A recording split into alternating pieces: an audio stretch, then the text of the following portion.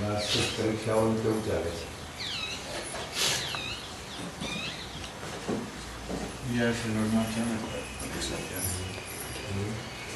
અમારે તો એક્ઝામ ચાલુ છે અત્યારે. વાર્ષિક પરીક્ષાની રીતે જ બધો અભ્યાસક્રમ પૂરો કરીને વાર્ષિક પેપર જે રીતે પૂછાય છે એ રીતે જ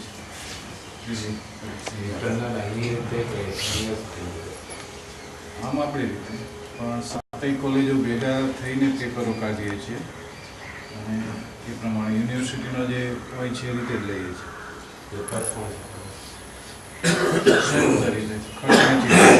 સાતેય વિદ્યાપીઠો આપણે ભેગા થઈને દર વર્ષે વારાફરતી એક જવાબદારી સ્વીકારે છે. આ વખતે સોનાસણ પાસે જવાબદારી હતી. હા, પેલા વહેલા મોકલે.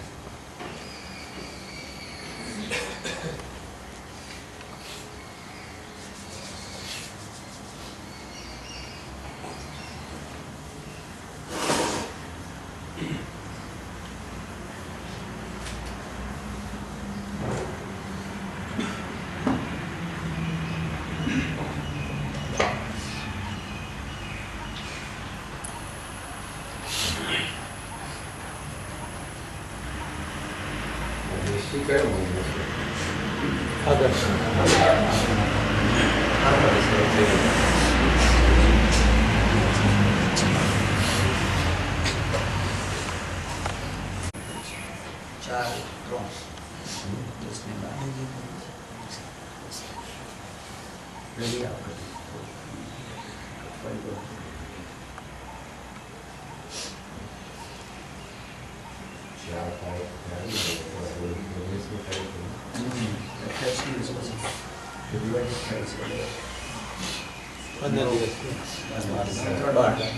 12 દિવસ.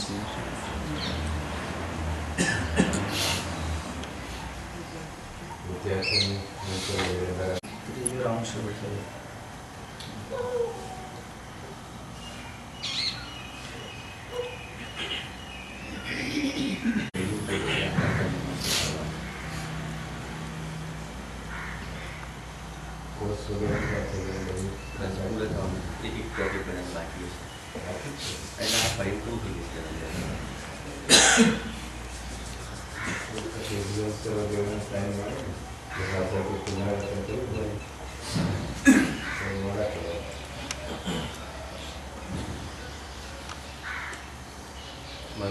બીજા વર્ષનો અભ્યાસક્રમ આ વર્ષે નવો આવે અને થોડુંક લેટ પાછું આવ્યું એટલે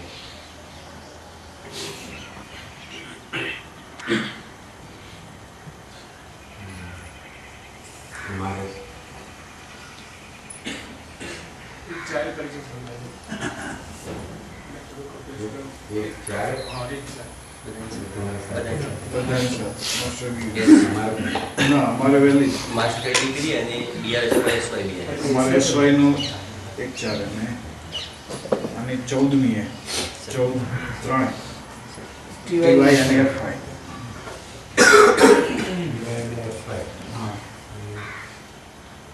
એસવાયનું એક ચાલે છે પણ એમનું પ્રેક્ટિકલ પાછું 15મીથી શરૂ થઈ જાય. પ્રેક્ટિકલ પહેલાં લેવાય. દર વખતે એમ જ હોય. એટીકેટીમાં હોય, એફવાયમાં એટીકેટી હોય તો એસવાય ટીવાય પહેલાં હોય. પણ એટીકેટીના કારણે આ લોકો ગોઠવે છે. એફવાય અને ટીવાય હોય ત્યારે એસવાય ની પ્રેક્ટિકલ ચાલે. ત્યારે એસવાય ની પરીક્ષા ચાલુ થતા ઓલું પ્રેક્ટિકલ ચાલે. ટીવાય પાછું છેલ્લું વર્ષ કહેવાય. એની છેલ્લી પરીક્ષા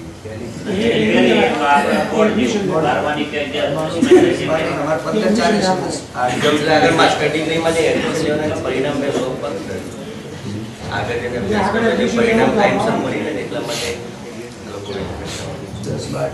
અને એમાં પાછી ટીવાયનું બસ શરૂ વહેલું થઈ જાય. વહેલું શરૂ થઈ જાય એટલે ટીવાય એસવાય એક સાથે શરૂ થઈ જાય નિયમિત. એફવાયનું થોડું ખેંચ પડે પણ એફવાયમાં એની સાથે જ ગોઠવાય. પીટી કદાચ 26/4 છે વાર્ષિક પરીક્ષા અને પ્રાયોગિક પાઠ પૂરા થઈ ગયા છે અને વાર્ષિક પાઠ 15 અને 16 ત્રણે રાખેલા છે.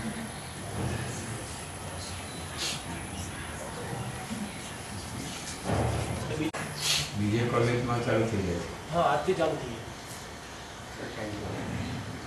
પછી બીએડમાં અમારે વાર્ષિક પાઠો પૂરો થઈ ગયા. હા, કાલે અને પ્રિલિમ પરીક્ષા પણ ચાલુ છે તો બીએડ ભાગ 2 ની જે વાર્ષિક પરીક્ષા છે એ પૂરી થઈ ગઈ છે. પ્રેક્ટિકલ પ્રેક્ટિકલ બધું થઈ ગયું. એના માર્ક્સ ગણાય હા.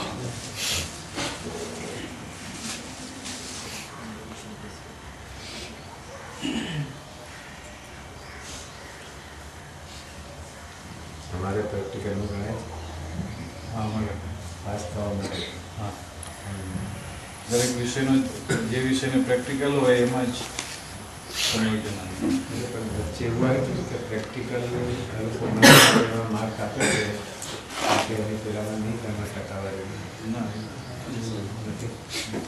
અને હવે તો બધાનું પ્રેક્ટિકલ 2 જ અધ્યાપકો સાથે વિદ્યાપીઠનું લે ને શાળા લે તો યુનિવર્સિટી લે છે ને યુનિવર્સિટી જ લે છે એટલે આમાં તો કોણ લેવાવે પ્રેક્ટિકલ બહારથી આવ્યું વિદ્યાપીઠોના અધ્યાપકો હોય બીજી 7 વિદ્યાપીઠોના અધ્યાપકો હોય એમાંથી 2 અધ્યાપકો પસંદ કરે એ લોકો દર વખતે જુદા જુદા હું તો વિદ્યાર્થી આ વિદ્યાપીઠ મને ખ્યાલ આવે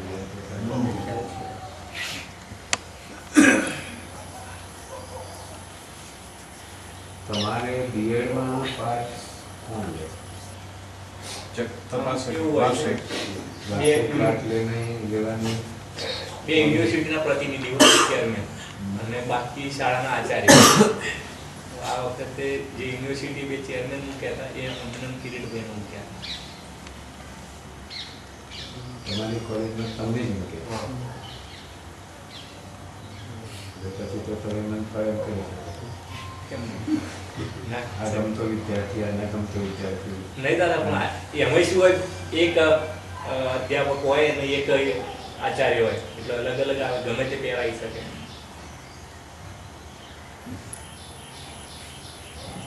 એ પદ્ધતિ બરાબર નહીં એવું લાગે દસરા મૂલ્યાંકન ના થઈ શકે થઈ શકે ને? તો મારો મામા માસીનો હોય અને ના દાદા. બીજો ના કરે.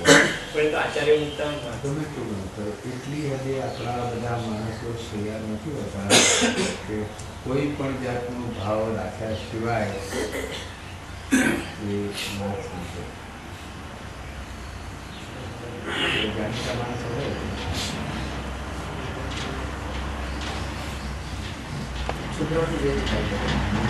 છોકરાનો ખ્યાલ હોય ને લોકો આખું વર્ષ કામ કરતો હોય એટલે છોકરો કેવો છે શું કરવાનું, એટલે જ કેટેગરી કેવી છે એ બધું ખ્યાલ આવે. આખા વર્ષનું બધું ધ્યાનમાં રાખે કે હવે તટસ્થ ના થાય.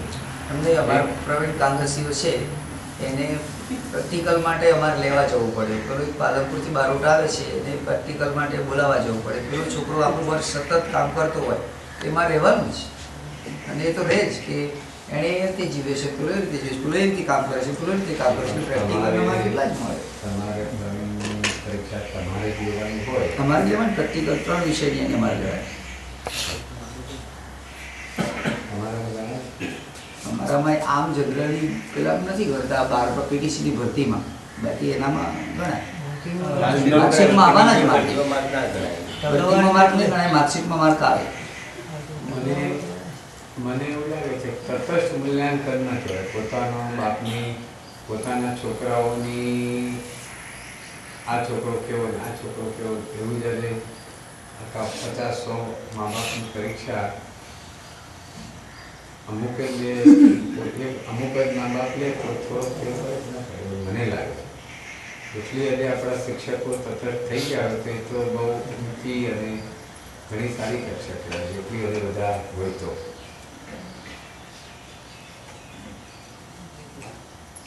આવે છે કંઈ તટસ્થ અને બધા એવું ઠીક તો નહીં. આ તો